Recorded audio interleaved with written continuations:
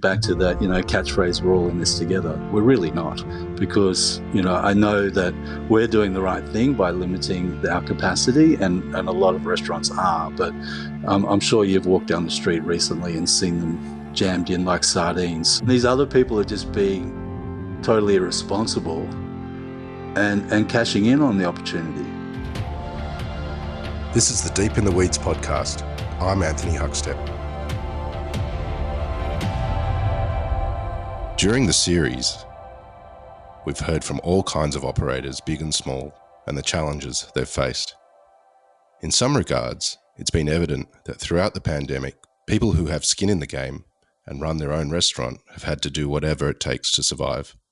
Others, often working for bigger groups, have been forced to sit on the sidelines, wondering when they'll get back on the pans or on the floor. With slim margins commonplace, what will it take to create a viable restaurant moving forward? Mark Jensen is a co-owner of award-winning restaurant Red Lantern in the Sydney suburb of Darlinghurst. Mark, how you going? I'm very well, Anthony. How are you this morning? I'm good. Talking of owners doing whatever it takes to survive, you had a mannequin dressed up on the street outside the restaurant. How did that all start? Yeah, look, when this pandemic started, it was just crazy because, that when there was just a rumor in the air, my bookings dropped by 50%. And then it became very apparent very quickly that business was not going to be anywhere near normal. So we quickly developed a takeaway model based around our staff dinners. And I wanted that model to be at a really easy, accessible price point. So, it was about, say, $16 average for a meal, which was considerably less than what we normally charge in the restaurant. But also we wanted to have fun with it because, as humans, we hate change. That's one of the things humans fear.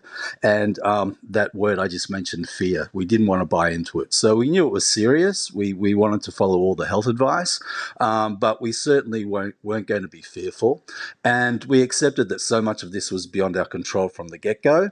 So we decided to have some fun. So, I kept all the staff on that I could. And my model was built around having the kitchen team in the kitchen during the day for 4 hours, preparing meals into the cool room. And Adam, my restaurant manager, and I would be there in the evening to sell them. And we, first Adam's quite a quirky character, and he had this mannequin laying around. So we decided we needed some street presence. So that's how Keith came about. And so we dressed Keith up in a Team Red Lantern shirt, got him out the front holding some takeout bags, and the legend of Keith was born. Is Keith still employed by the restaurant? Well, he fortunately was one of the most efficient and economical members of the team to keep during this time, actually.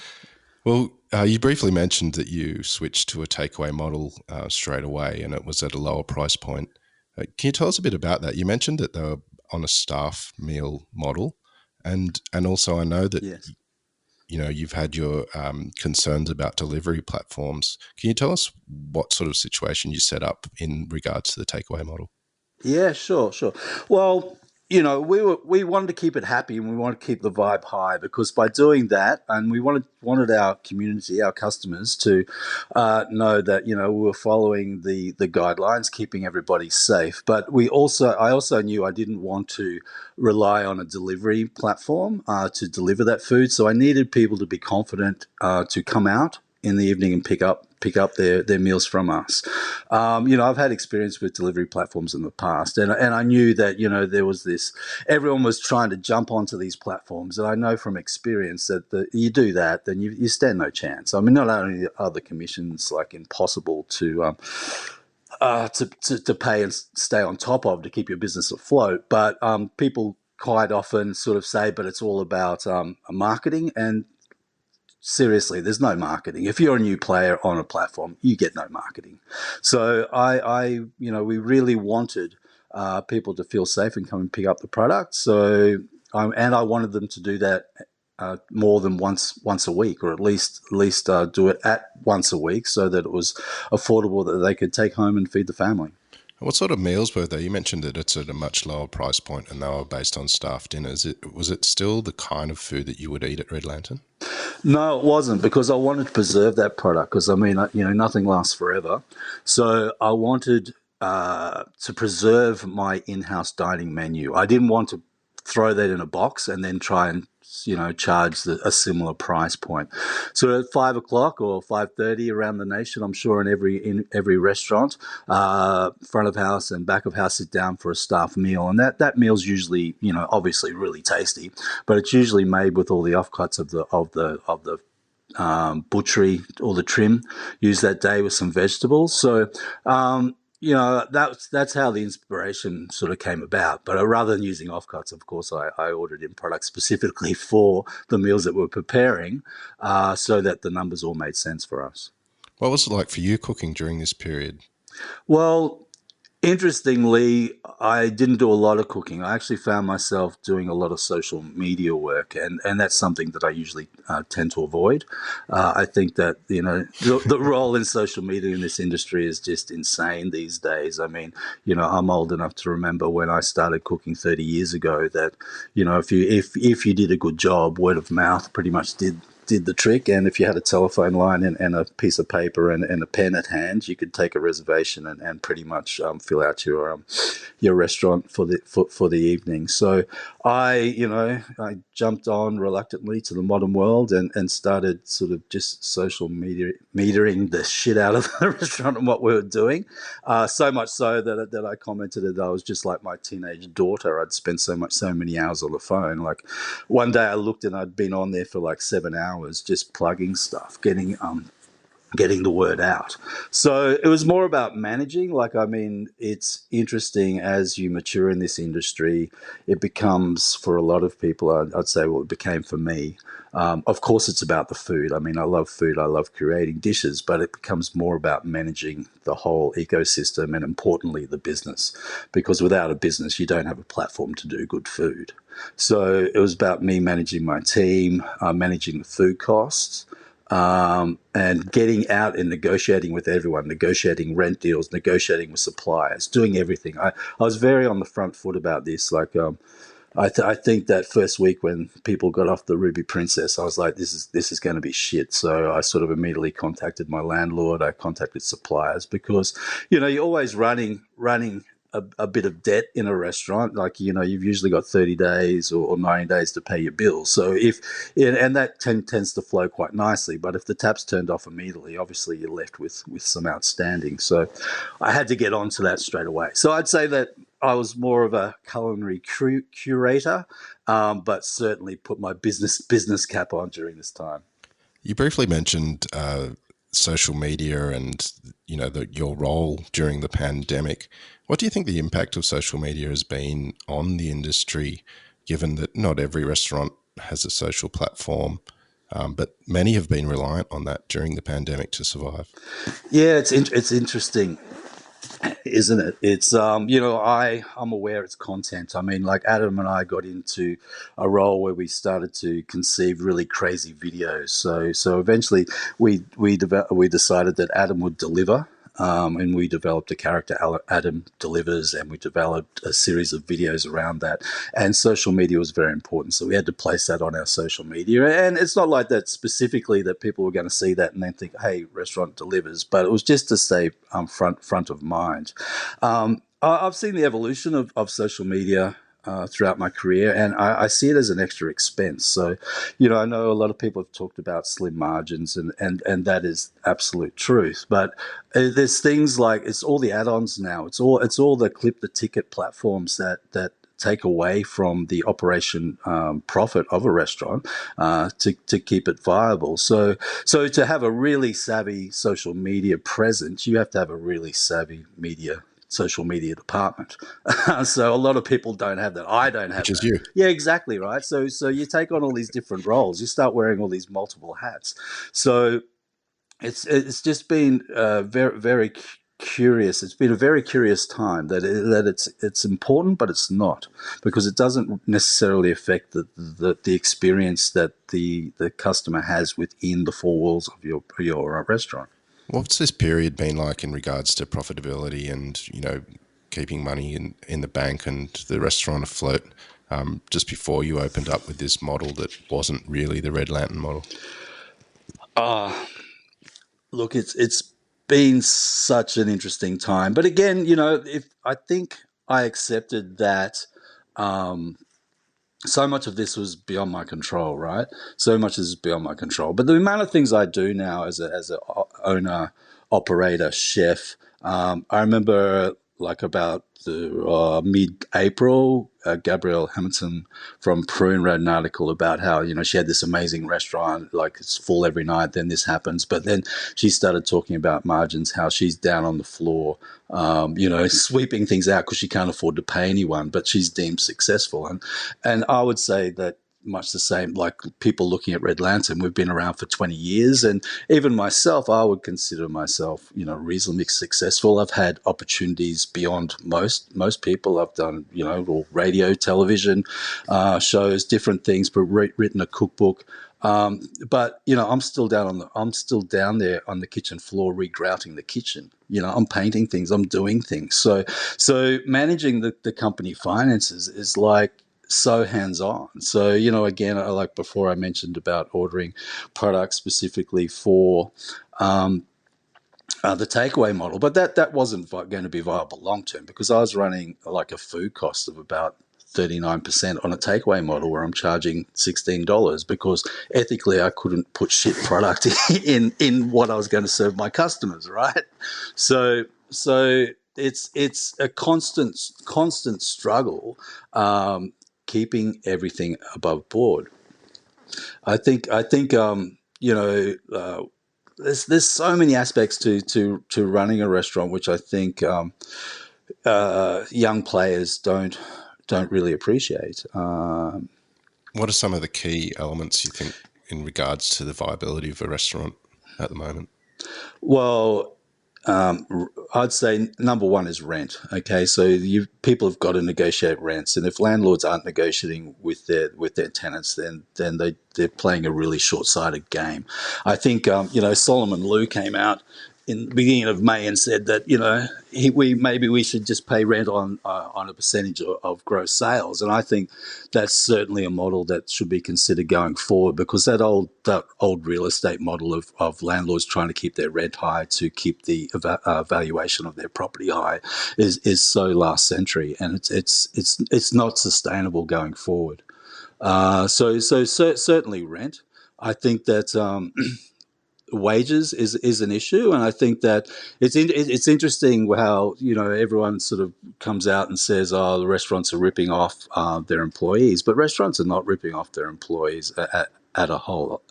In the majority, so certainly I'm positive some are, but the thing is, you got to remember, Anthony, like when I was an apprentice. I was working like 60, 70, 80 hours a week for some really noted chefs around town, right? And I'm not saying that was correct. I think people should be paid properly. But what I'm saying is I was playing a long game because I knew that those hours, I mightn't have been getting paid for it, but I knew I was going to be paid long term. I was going to be in a position where I could run my own restaurant and develop my own career.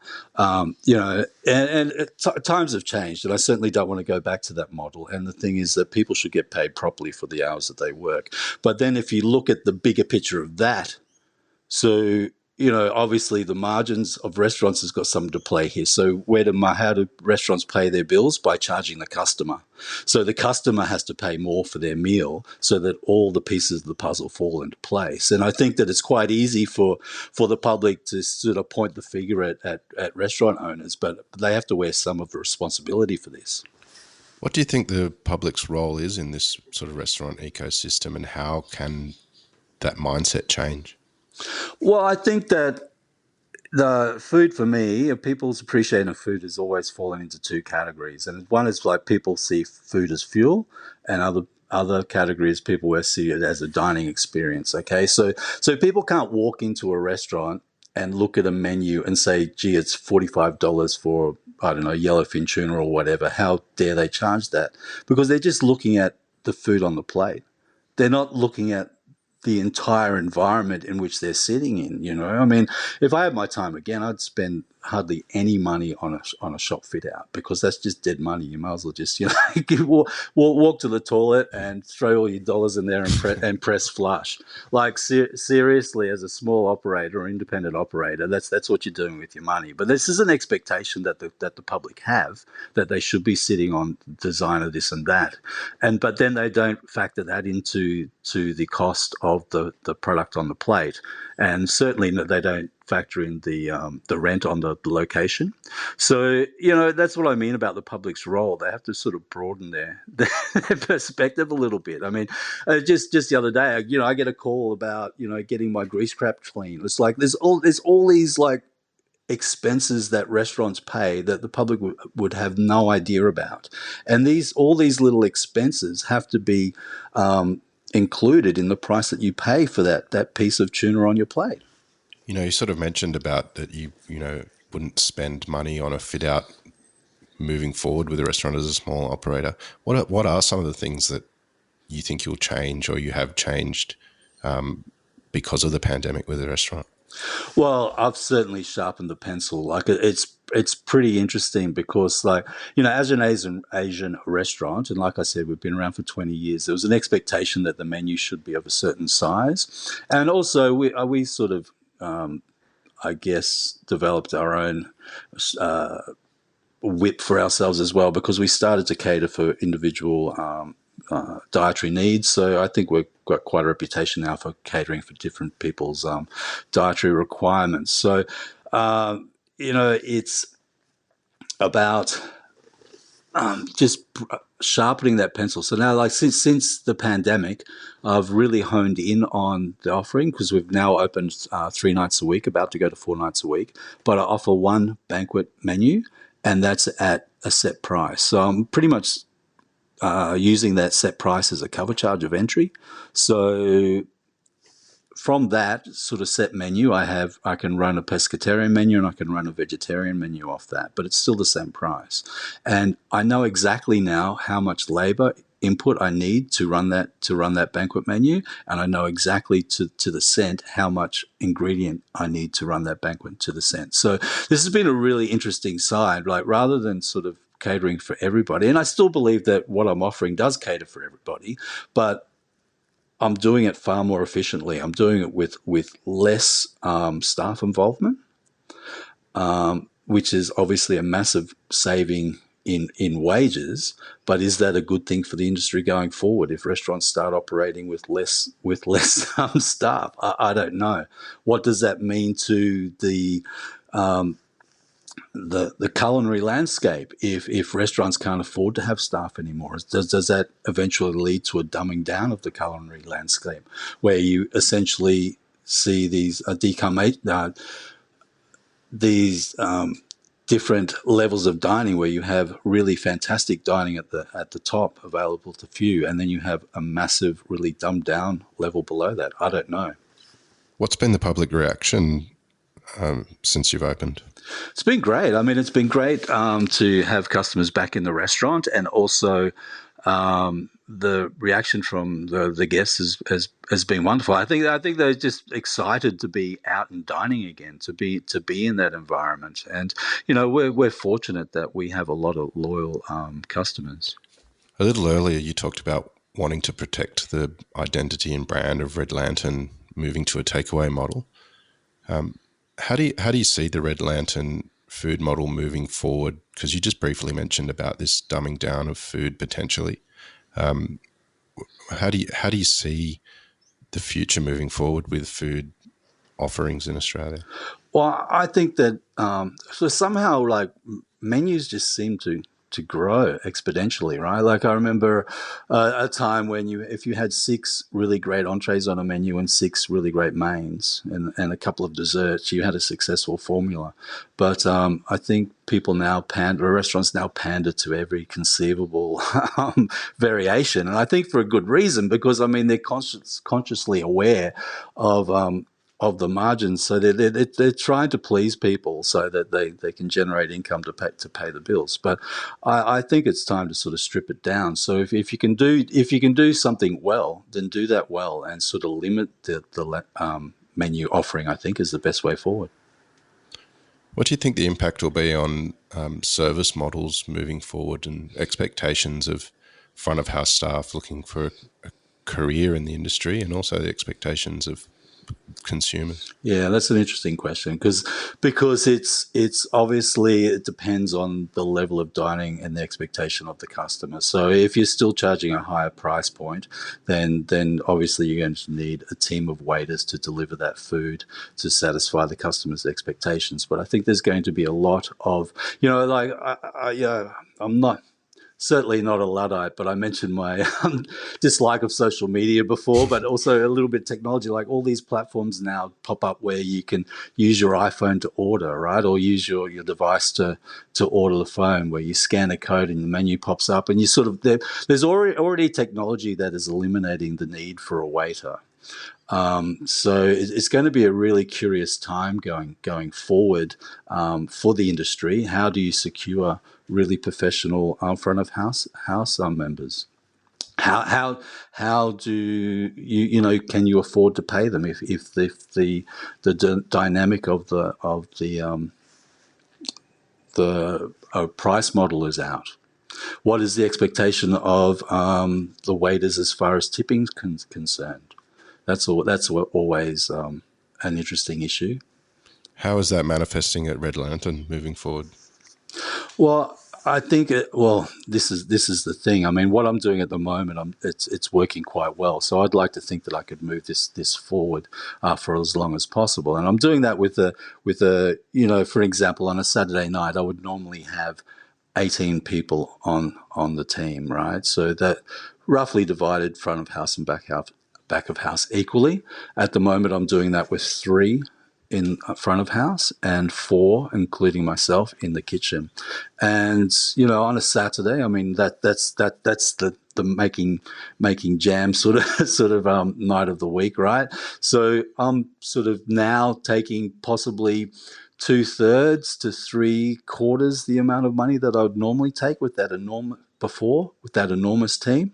Now, with this model, which is extremely streamlined and efficient, I'm taking, obviously not that sort of money, but it makes better business sense. And this is what it comes back to.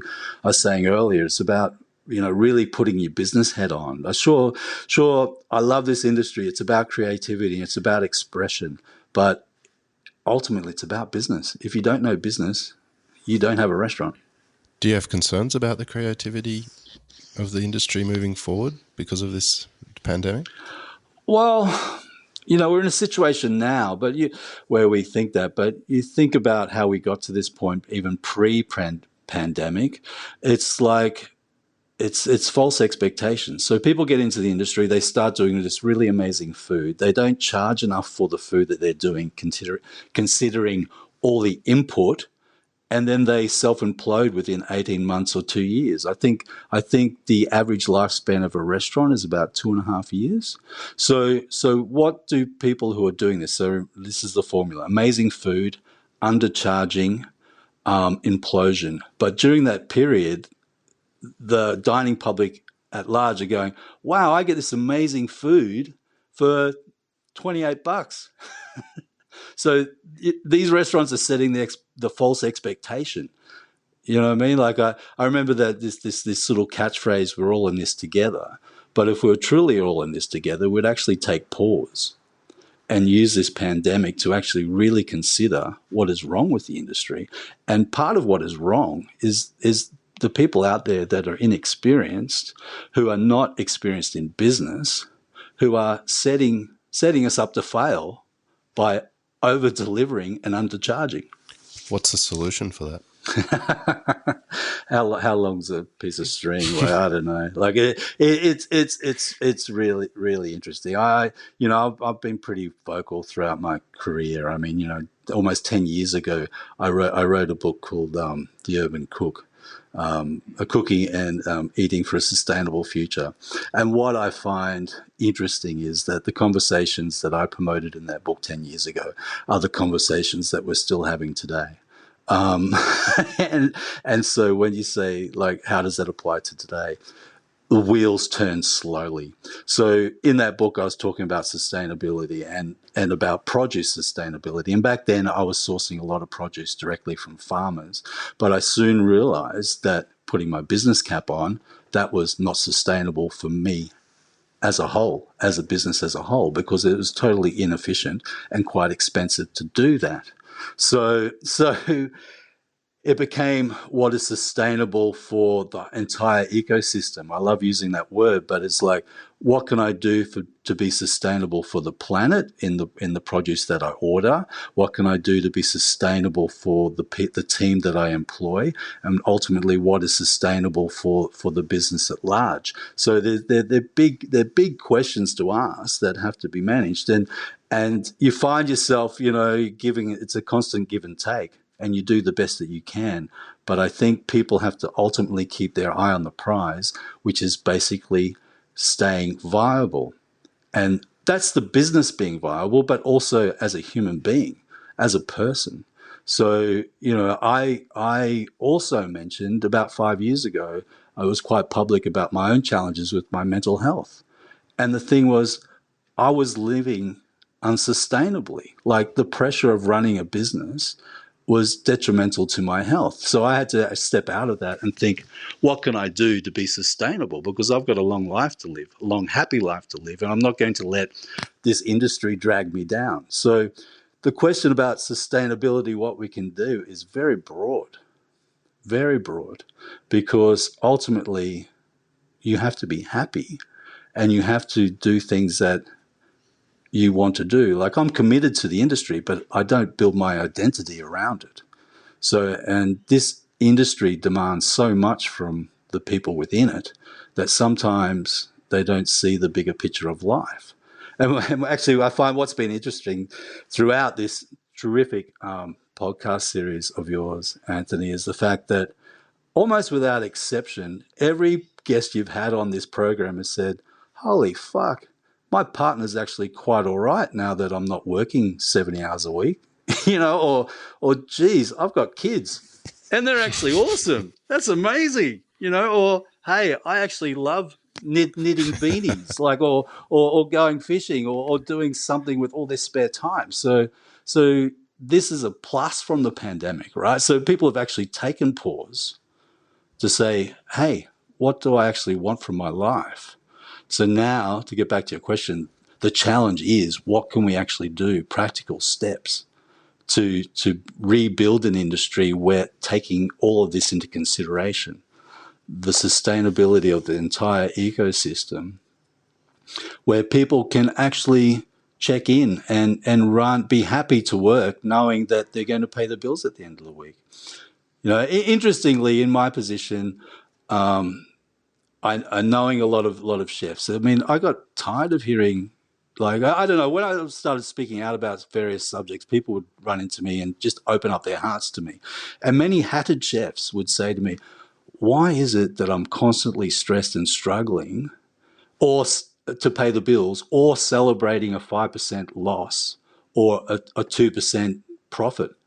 You know what I mean? Like, you can have all the accolades in the world, but unless you're running a viable business, you're just wearing stress, and you're not enjoying life.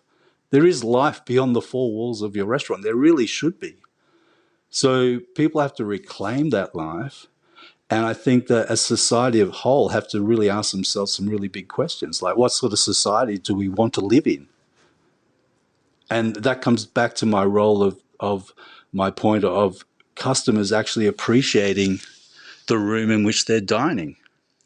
Sure, go out and eat. Go and flip a lazy 20 on a burger. That's your expectation, right? But when you want to actually go out and celebrate and catch up with friends that you haven't seen for a long time, enjoy the experience. Like, don't bemoan the fact that the restaurant is charging a price that they need to charge to keep themselves in business. It's like, a bank will celebrate a 30% profit, and society seems to accept that. But restaurants barely break even. And it's like, that's acceptable because I don't want to pay any more for my food. That's enough. It's just crazy. Hopefully, one of the benefits of this pandemic is that the society at large takes a pause and considers all these bigger questions. And we're seeing that. We're seeing that around the world with different movements, different things. Like there's a lot of hot topics at the moment. Well, as the current flare-up and lockdowns in Melbourne are showing, there are still risks around. How do you think the industry will cope if this becomes the norm for the next 2 years?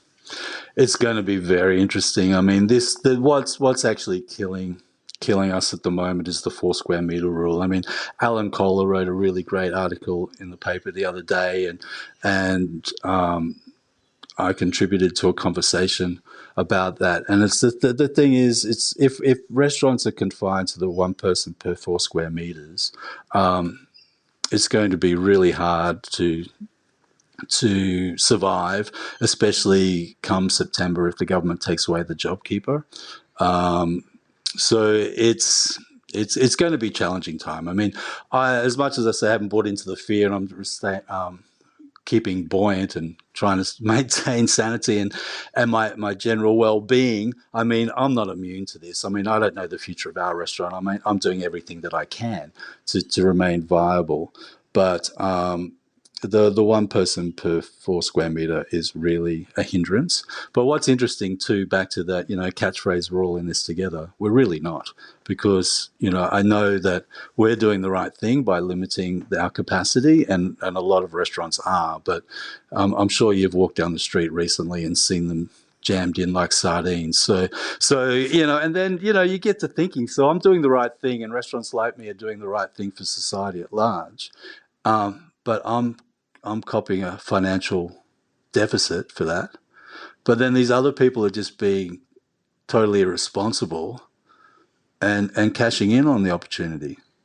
So, it's and then you start to think, who's the mug here? But ultimately my moral principle keeps me going forward, and I'll continue to do the right thing. But it's just interesting question. Well, speaking of moving forward, what's some of the positives moving forward for the dining sphere, as you see it? Well, I think that it's more hands-on, right? So I'm back in the kitchen more than I probably have ever been in the last. Well, sorry, that's doesn't sound right, but I'm always sort of in the kitchen. But I mean, this last 6 weeks has been interesting because I've been in there really driving it. And I think that there is a positive for the industry coming out of this, but it will be to downscale a little bit. So certainly downscale. I mean, I look at my venue; it's a pretty big venue. It's 250 square meters. That's in inner city Sydney. That's a lot of money to pay rent for, right? But essentially, I could probably run a restaurant with half of that size. So I think it'd be interesting. It'll be more efficient teams. Hopefully, it'll be a more skilled team, because half the time that restaurants are running long staff because they're running with a certain amount of unskilled labor, and that unskilled labor doesn't cost you any less. So hopefully we'll get more skilled people into the industry, and we'll be able to work and make the business viable within a 38 to 40 hour week. And I just think downsizing everything and really keeping that pencil sharp and being really all over your balance sheet is the only way that the industry is going to go forward. Well, mate, you've always had your finger on the pulse, and I thought you had a pretty sharp pencil as it was, but turns out you got a new sharpener and it's even sharper than before. It's always good to chat, and I'm so stoked that we could share the news of Keith. And keep in touch. Thanks so much for sharing your story, and we'll catch up with you down the track and see how things are faring as we move forward. Fantastic to talk to you. This is the Deep in the Weeds podcast. I'm Anthony Huckstep. Stay tuned as we share the stories of Australia's hospo community, suppliers and producers in search of hope during this pandemic. Special thanks to executive producer Rob Locke for making this all happen. Follow us on Instagram at Deep in the Weeds Podcast, or email us at podcast@deepintheweeds.com.au. Stay safe and be well.